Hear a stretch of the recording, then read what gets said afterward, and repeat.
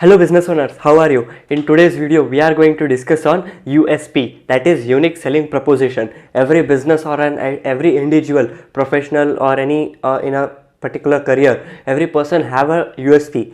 And in this video, we will discuss everything about USP, its meaning, how you can implement this step by step, and we will also see how USP can be used in digital marketing.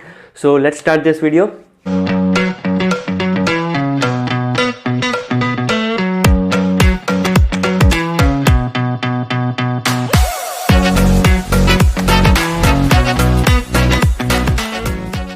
USP is something unique that differentiates you from your competitors. It defines in a view of your customers that you are different from your competitors. Whatever the competitors are providing, you are providing something different. From the viewpoint of a customer, you are different from the competitors. The second is it is the reason. USP is a reason for your customers to buy from you or to do a business with you again and again repeatedly. If a customer is doing a business with you, it's buying the product and services of your business, then it means you have some USP, or else there's a reason for a customer to buy from you. That particular reason is called as USP. Or else you can also say that a USP something which your competitor cannot provide, or it is difficult for your competitor to provide the same thing that you are easily providing to your customers.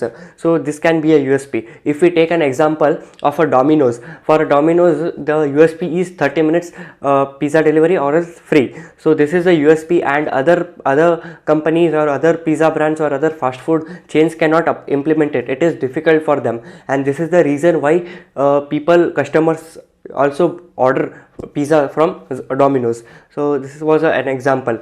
Next, if we come, it is very much important for any kind of business or any individual professional to have its USP well defined, because it will help you to survive in the competition. It will help you to gain more customers, and it will by giving you a competitive edge or a competitive advantage. Now to achieve a competitive advantage, you can do many things. In that it includes the one of the thing which includes is having a well defined USP. If you have defined a good USP for your business, you can have a good competitive advantage. So now let us see how you can identify USP for your business. To identify the USP for your business, I have covered three steps or the three ways by which you can find a USP. So the first way is ask your existing customers, those customers who are loyal to you, who are buying products or services for many months or for many years. Ask them why do they buy from you, and why they don't buy from your competitors. Don't ask them directly, but start a conversation with them and try to find out why they buy product and services from your business and why they don't go with competitors. And this need to be only asked to those customers who are very loyal to you, so that it will be easy for you to understand your USP very clearly, because other customers who are new to your business will hesitate to answer these types of question and to have this type of conversation with you. So after asking your existing customers, you can have an idea of your USP, that why customers are buying from you. The second way is analyze your competitors and see what mistakes they are doing, or find their weaknesses.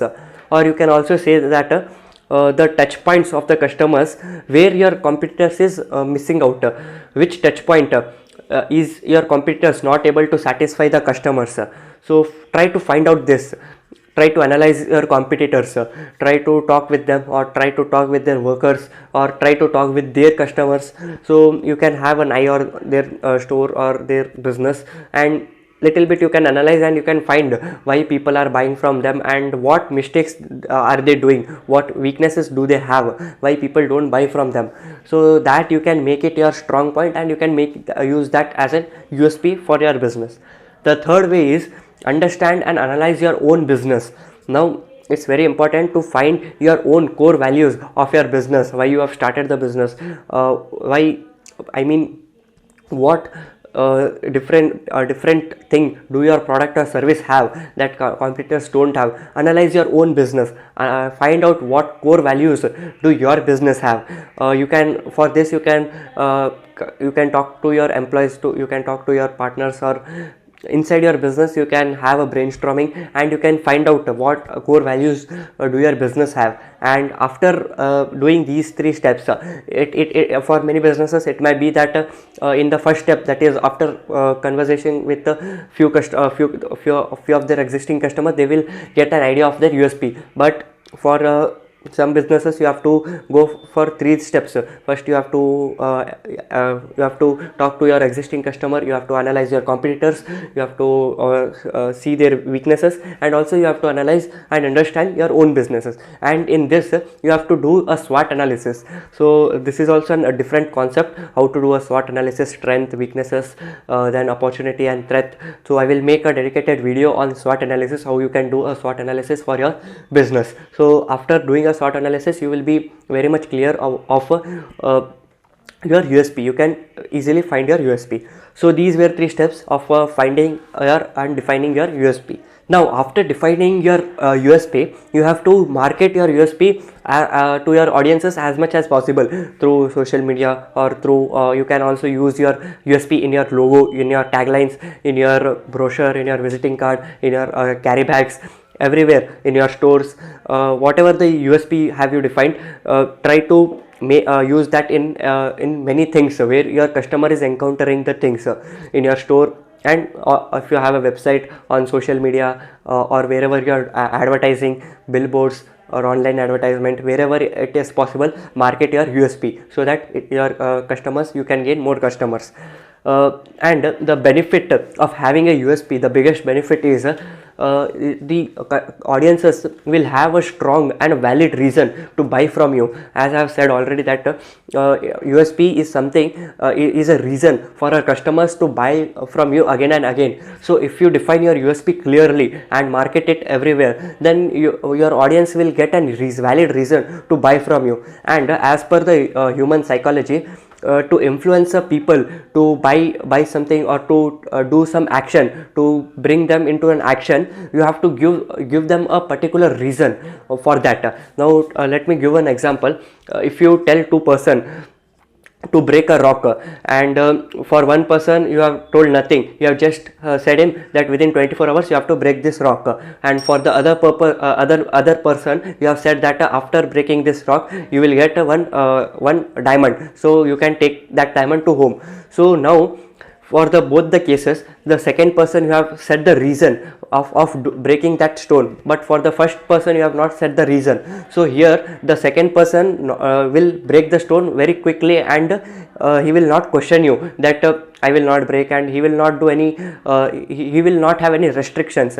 But whereas this in first case, that first person will think that why I need to break this stone. So after giving a particular reason for the people to do any particular action, it becomes easy for them to do it. So this is a human psychology. So in this, USP will play a very much important role in making your audiences to take action, that is to buy from you. So this was all about USP in this video. In further videos I will also bring how to do a SWOT analysis for your business. So thank you and have a good day.